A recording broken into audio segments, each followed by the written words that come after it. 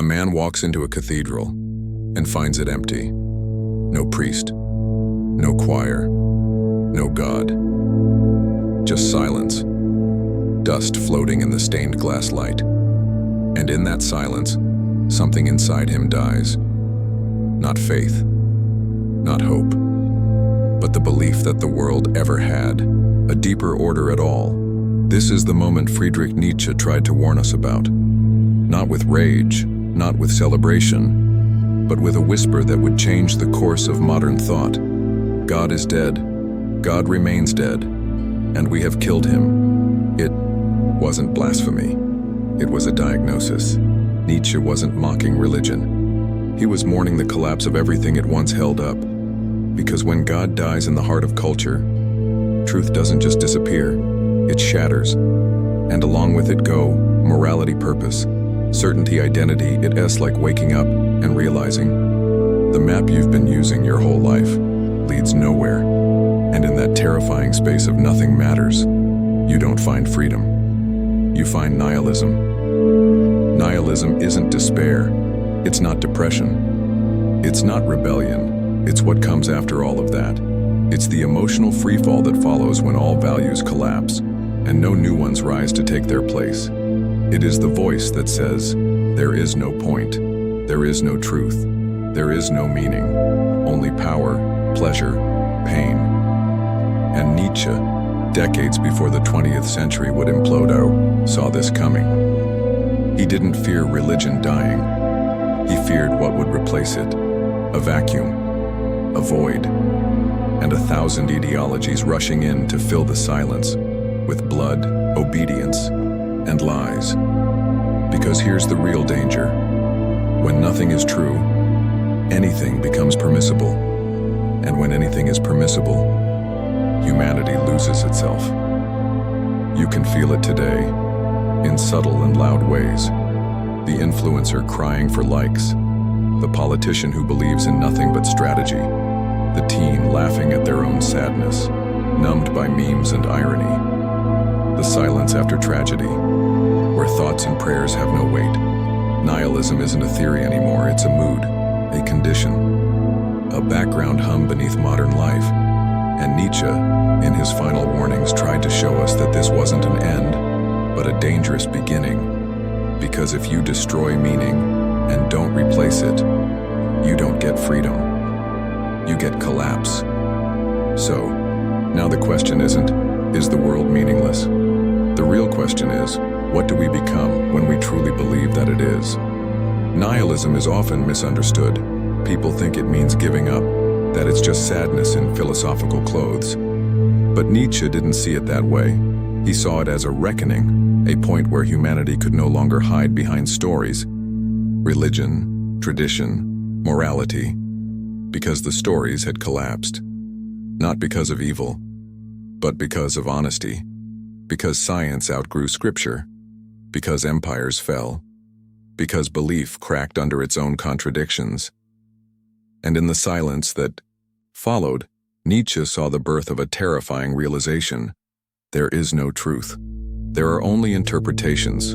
So what is nihilism? It's the moment we realize that no moral law is absolute, no meaning is guaranteed, no authority has a divine right to rule.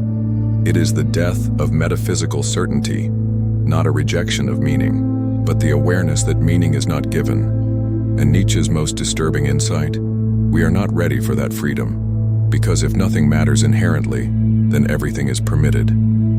But nothing feels solid. And when humans feel untethered, they don't always become free. They often become desperate. Nietzsche didn't celebrate nihilism. He feared it. He called it the greatest crisis Western civilization would face, not because people would stop believing, but because they would believe in anything. Fascism, extremism, nihilistic consumerism, or the worst kind of escape. Spiritual, anesthesia, where people pretend to care but feel nothing. He wrote, "The danger is not that there is no meaning. The danger is what we will replace meaning with." This is the core premise of our story, that the death of absolute truth doesn't just end an era, it creates a vacuum, and vacuums don't stay empty for long. They attract power-hungry ideologies, manipulative, morality, shallow pleasure, manufactured outrage, and those who once clung to truth now cling to whatever distracts them from the void. So the stakes are not just philosophical, they are deeply human, because when you lose your why, you lose your how. And Nietzsche's final warning was this: if we do not create new values, we will be ruled by the old ones, repackaged as progress, but driven by fear. So how did Nietzsche arrive at this vision? And how did his ideas evolve from prophecy into the most radical challenge of the modern age?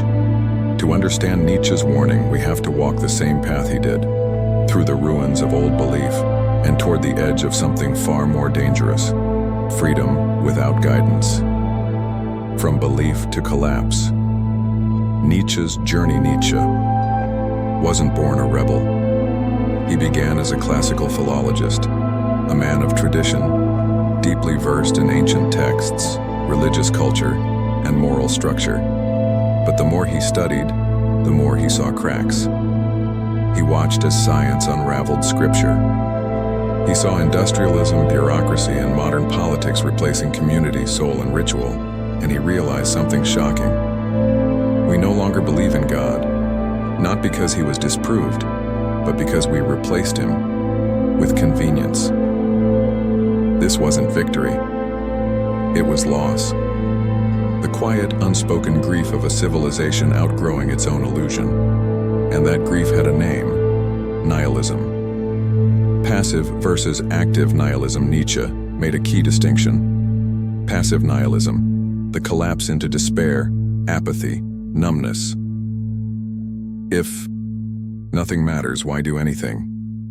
Active nihilism, the violent, radical urge to destroy all old values and replace them with will. If nothing is true, I'll create truth by force. He feared both. One leads to emotional collapse. The other leads to ideological tyranny. Enter the Übermensch. Nietzsche's solution wasn't to go back. He knew we couldn't. Instead, he proposed something radical. The Übermensch, the overman. Not a superhero, but a person capable of creating meaning after the death of all old values. Someone who doesn't fall into despair or into dogma, but who looks into the abyss and builds. The Übermensch is self-defined, creative, morally autonomous. They carry their values like a flame, not a rule book. But Nietzsche knew most people weren't ready. The herd prefers comfort. The Übermensch walks alone. Eternal recurrence. Then came his most haunting thought experiment. Eternal recurrence. He asks, what if you had to live this life, this exact life, over and over, again and again, for eternity? Would you scream? Or would you say, yes, this wasn't just a thought game. It was Nietzsche's test of value. If you can embrace your life as it is, without illusion, without escape, without future reward, then you are truly alive. Most people, they fail the test because most people are running from meaninglessness, from suffering, from themselves. Nietzsche versus the other giants. Let's contrast Nietzsche's position with others. Schopenhauer believed life was suffering and the best we could do was withdraw. Nietzsche said no, we must engage, create, affirm. Camus agreed that life was absurd but thought we could live lucidly within it, with revolt, not illusion. Nietzsche would nod, but still push us further. Don't just live with the absurd, transcend it. Dostoevsky feared that without God everything is permitted. He searched for grace through suffering. Nietzsche warned, yes, but the danger is not just chaos. It's what we'll call truth in the absence of real value. The prophecy. Nietzsche saw it coming. He predicted that the 20th century would be plagued by ideology, that the vacuum left by God would be filled not with liberation, but with dogma wearing new clothes, nationalism, totalitarianism, mass violence in the name of progress, equality, purity, salvation. He who fights monsters must take care not to become one. And so Nietzsche's real message wasn't just, God is dead. It was this: now that the sky has broken open, you are responsible for what rises in its place. So what did the world do with that responsibility? Did we become creators of new meaning? Or did we fall into the very traps Nietzsche tried to warn us about? Nietzsche died in 1900, but his nightmare began right after. He warned us of a coming vacuum, of the death of shared meaning, of what might happen when a civilization loses its highest ideals and doesn't replace them. He called it the advent of nihilism. And then the world, and as if on cue, set itself on fire. The 20th century, a century of consequence. In the span of 1 century, 2 world wars, the Holocaust, atomic bombs, totalitarian regimes, ideological cults, mass surveillance, genocides in the name of purity, progress, or peace. Nietzsche wasn't around to see it, but he saw it coming. He knew that once the old gods fell, humanity wouldn't become free. It would become desperate, and in desperation, people don't create. They submit. They cling to any new dogma that promises identity. They trade freedom for certainty. They join movements that offer ready-made morality, even if it's built on cruelty. Convictions are more dangerous enemies of truth than lies. The vacuum of meaning. When you remove a shared story, a god, a myth, a moral foundation, you don't get enlightenment. You get a vacuum. And nature, psychological, political, spiritual, abhors a vacuum. So people rush to fill it with fascism, with communism, with consumerism, with nationalism, with digital identities built on filters and followers. None of it rooted, none of it earned, just noise to drown the silence Nietzsche warned us about. Modern symptoms of nihilism didn't stop with war, it evolved.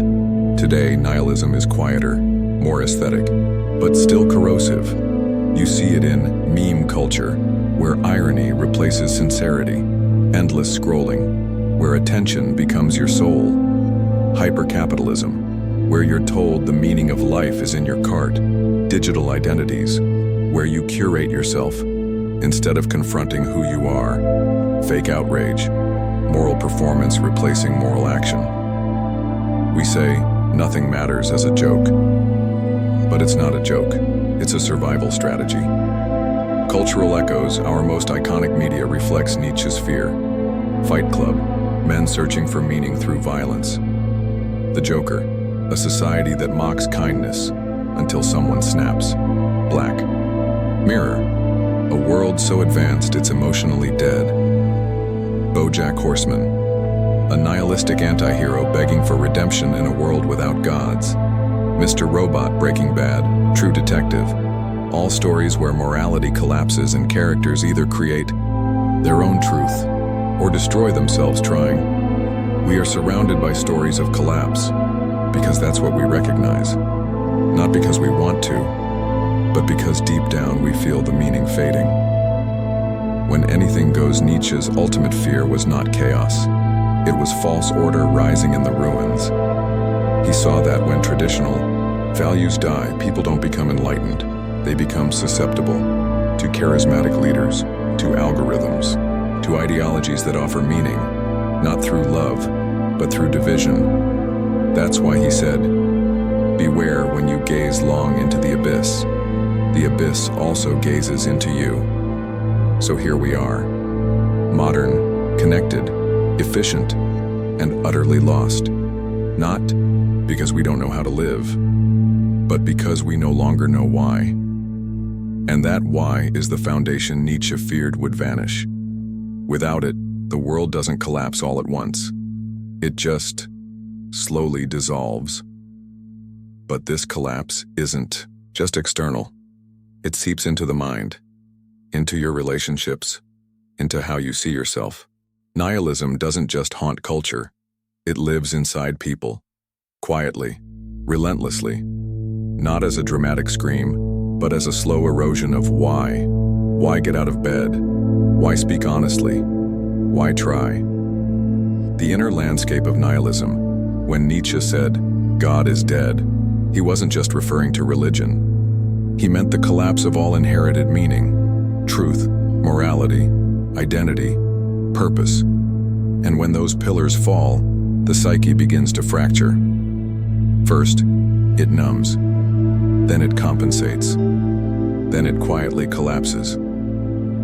You begin to feel like the world is unreal, like your life is a performance, like your emotions are muted, artificial, like everything you do is empty.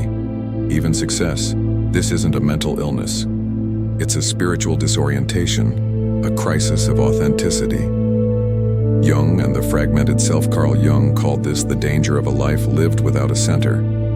When external values fall and you haven't developed your own, your psyche loses its axis. You float, you imitate, you seek identity through others or through endless consumption. But deep down, you know it's not you. You know you've become what Jung would call a persona, a mask you wear to avoid looking into the void. But the void is patient. It waits.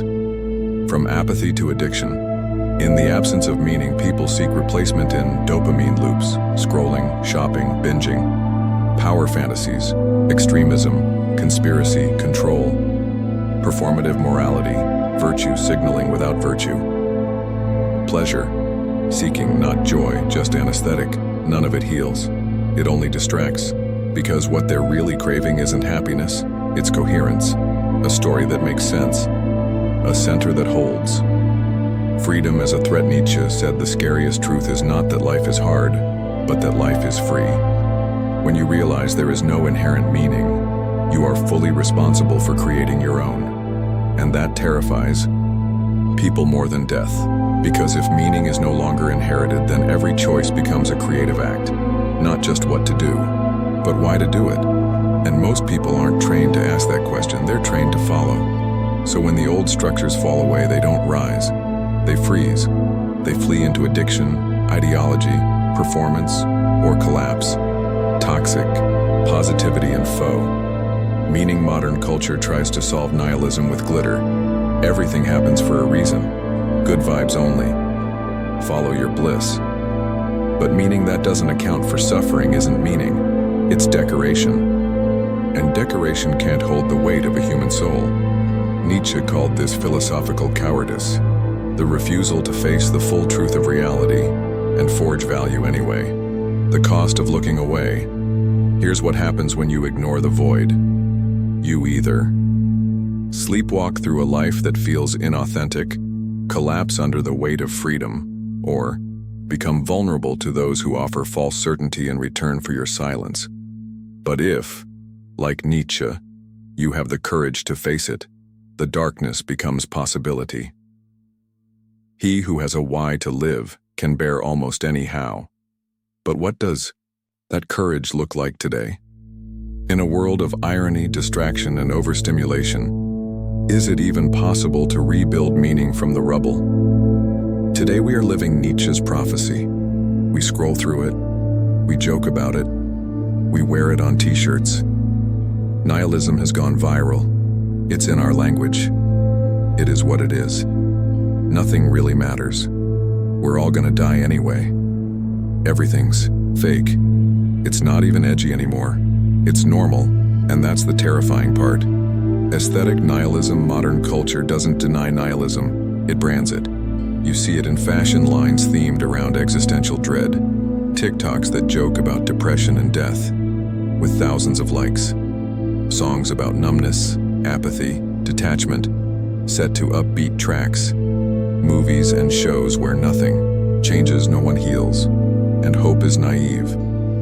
This is what you could call aesthetic nihilism, where despair becomes content, where detachment becomes a vibe. But beneath the irony, there's pain, a quiet hunger for something real, identity without essence. We've replaced meaning with performance. You aren't asked who you are, you're asked how you appear. Your value is quantified by your followers. Your algorithm reach your ability. To remain relevant, people don't break down because they don't matter. They break down because they only matter conditionally, on their productivity, their brand, their image. Nietzsche feared this too. He knew that once we abandoned deeper values, we'd look for substitutes. Not truth, but attention. Not freedom, but stimulation. Not connection, but engagement. And when the noise dies down, many are left asking, "Who am I?" when no one is watching. It's all a joke, but no one's laughing. Irony is the modern shield. If you feel nothing, you can't get hurt. If you joke about your pain, no one can use it against you, but too much irony becomes armor. So thick you forget how to feel anything at all. We're raising generations fluent in sarcasm, but starving for sincerity. This is the shadow of nihilism. We don't trust meaning anymore. We assume everything has an angle. Nietzsche's relevance now.